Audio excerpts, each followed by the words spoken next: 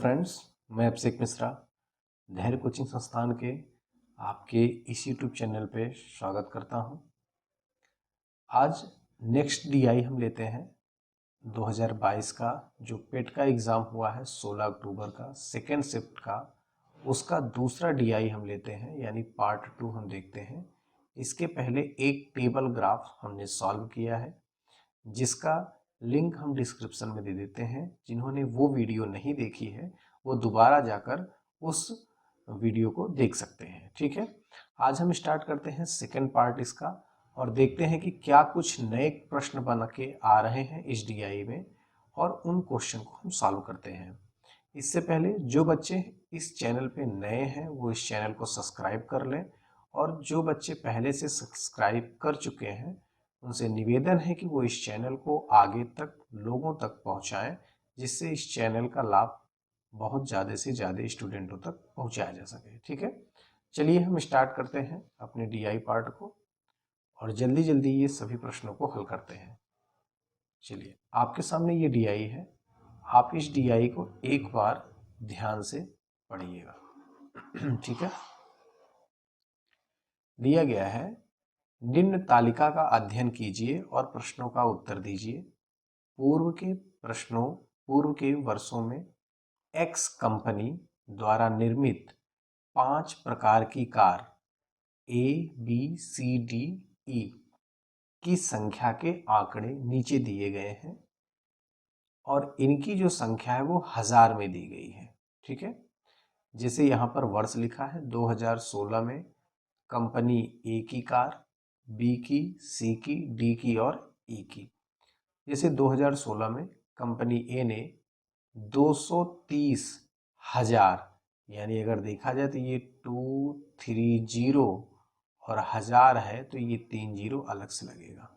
ठीक है, तो हालांकि इस हजार का बहुत ज़्यादा यूज ऐसे डीआई में नहीं होता है। ठीक है, जनरली आप यहाँ पर लिखे गए डाटा से ही आप आंसर दे सकते हो। तो ये हजार, करोड़, लाख, ये जो वैल्यू लिखी गई होती है ये सभी डाटा के लिए इक्वल होती है, तो वो बहुत ज़्यादा इफेक्ट आपके क्वेश्चन में नहीं आता है। ठीक है, चलिए, तो आई थिंक आपने ये डीआई समझ लिया होगा। Company A B C D E का ये क्या है, नंबर है, ये संख्या है इनकी। ठीक है, चलिए अब क्वेश्चन की तरफ देख बढ़ते हैं।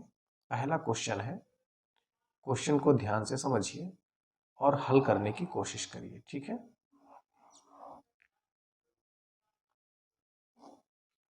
वीडियो को पहले आप पॉज कर लीजिए और पॉज करने के बाद एक बार क्वेश्चन को जरूर सॉल्व करिए। ठीक है, चलिए, क्वेश्चन कह रहा है कि वर्ष 2016 से 2021 तक के उत्पादन में अनुमानित वृद्धि कितने प्रतिशत थी। ठीक है, यानी वर्ष, आपको किस कार के बारे में, कार ए के बारे में पता करना है। कार ए के बारे में पता करना है कि वर्ष 2016 से और 2021 में कितने प्रतिशत वृद्धि हुई है। तो 2016 में अगर देखा जाए तो 2016 में कंपनी ए की वैल्यू कितनी थी, 230, और अगर 2021 में देखा जाए तो कंपनी की जो वैल्यू है वो 235। सॉरी, यहाँ पर ये मिस्टेक है, डीआई गलत छप गई है, ये वैल्यू होगी 255। ठीक है, यहाँ पर क्या वैल्यू आएगी, 255 वैल्यू आएगी। आई थिंक ये लगभग आपके पहले ग्राफ में भी ये गलत है, यहाँ पर वैल्यू होगी 255। ठीक है, चलिए मैं करेक्शन कर दे रहा हूँ।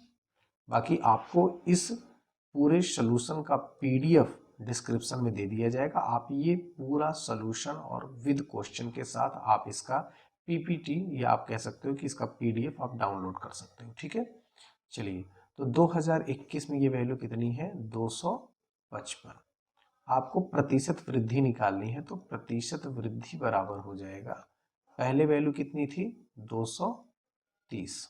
अब यहाँ से वृद्धि कितने की हो रही है, तो आप देख रहे हो वृद्धि कितने की हो रही है, 25 की। ठीक है, कितने की वृद्धि हो रही है, 25 की। 255 में से 230 माइनस कर देंगे 25 की और इनटू में 100, तो ये जीरो से जीरो वैल्यू कट जाएगी और ये वैल्यू आ जाएगी 250 बटे में 23। तो लगभग आप इसको कैंसिल करेंगे तो लगभग 10 पॉइंट समथिंग इसका जाएगा, और 10 पॉइंट समथिंग का मतलब 10.87, ये इस सवाल का क्या हो जाएगा, आंसर हो जाएगा। क्लियर है यहाँ तक? ठीक है, चलिए नेक्स्ट क्वेश्चन पे चलते हैं।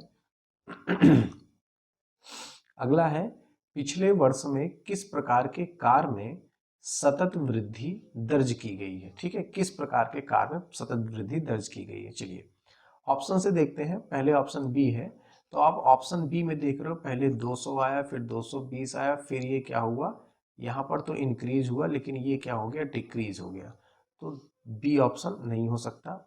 ए की बात करें तो ए में 230, फिर 240, फिर 250, फिर 260, ये लगातार वृद्धि हुई है, लेकिन यहाँ 230 में क्या हो गया है, कमी हो गई है। यहाँ भी जरा करेक्शन कर लेना, ये 255 होगा।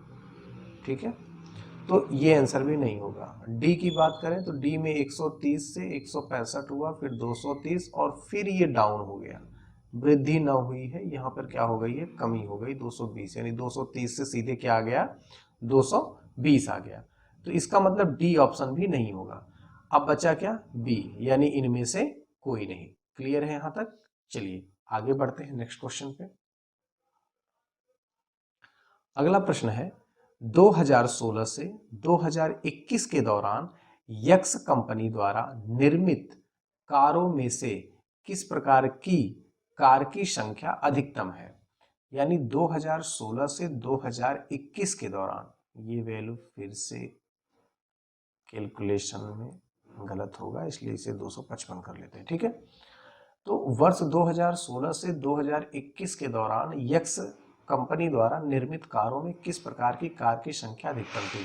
यहाँ पर 4 विकल्प दिए गए हैं, हम चारों को जरा मैच करा लेते हैं। ठीक है, चलिए जैसे अगर हम ए की बात करें तो ए की सभी वैल्यू 230, 240, 250, 260, 230, 255 ए की वैल्यू। अगर ए का डी का देखा जाए तो यहाँ 130, 165, 230, 220, 120, 220, डी की वैल्यू ए की वैल्यू से क्या हो रही है, कम हो रही है। अगर आप देखें डाटा एनालिसिस, अदरवाइज आप इसको टोटल काउंट करके ऐड भी कर सकते हैं, और ऐड करने के बाद चेक कर सकते हैं कौन सी वैल्यू बड़ी है या कौन सी वैल्यू छोटी है। लेकिन डीआई के प्रश्नों में आप थोड़ा सा अगर एनालिसिस करेंगे तो एनालिसिस से क्वेश्चन आपके जल्दी सॉल्व हो जाएंगे। तो यहाँ ए और डी में ए की वैल्यू ज्यादा है। अब ए और बी का जरा मैच करा लेते हैं। यहाँ पर 200, 220, 215, 215, 135, यहाँ भी आप देख रहे हैं कि ए की वैल्यू ज्यादा है।